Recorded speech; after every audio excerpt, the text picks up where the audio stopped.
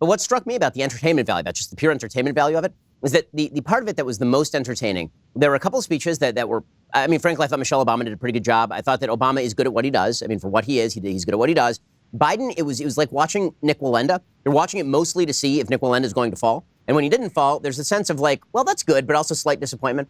And the part that was the least entertaining, but in some ways the most amusing, were the actual entertainment figures. So they brought out like Kerry Washington to lecture us on how our lives is at stake. And all I could think is, she's probably worth $30 million living in the Hollywood Hills. Her life ain't at stake under any circumstances. They brought over Billie Eilish straight off the Xanax bottle to inform us how excited she was about endorsing Joe Biden from a graveyard.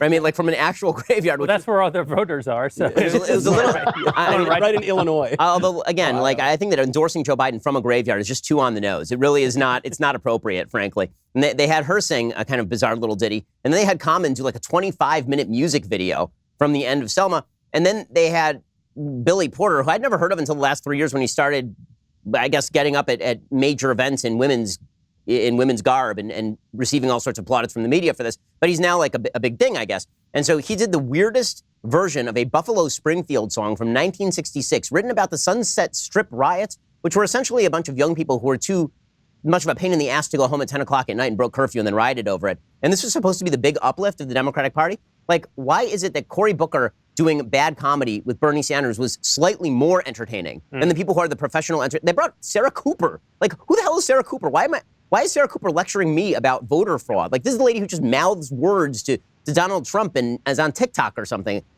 Why don't you get Tom Hanks? Like, they used to bring Tom Hanks. I want the old days when it used to be like a real cavalcade of stars. Yeah, absolutely. I feel like they didn't bring their A game. I mean, we've been saving the Klavan here for the last 6 months. None of us have seen him in person, much like Joe Biden.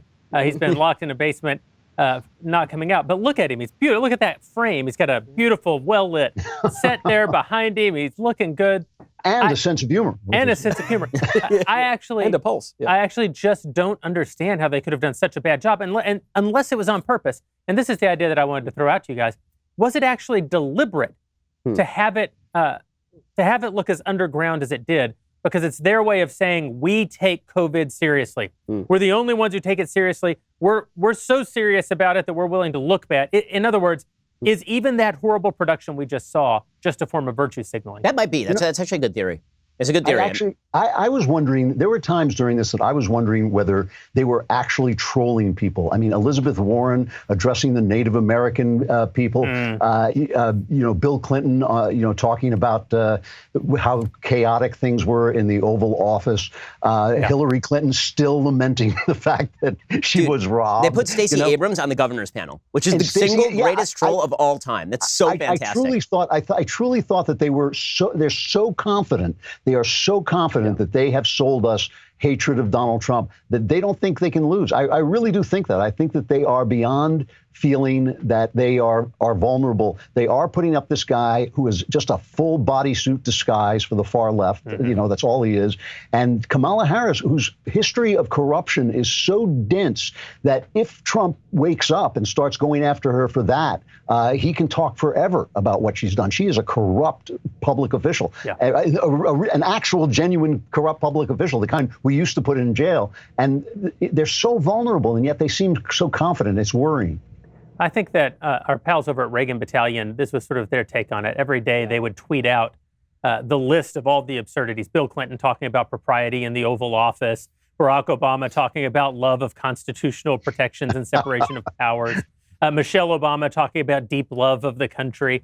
You're right. Maybe the whole thing is a troll. It wouldn't be the first time that they thought they could not possibly lose to Donald Trump. Well, hey there. Now's the time when you hit that like button for me so we can keep smoking cigars and drinking whiskey for your amusement. Or, in Ben's case, eating popcorn directly off the floor. He's weird.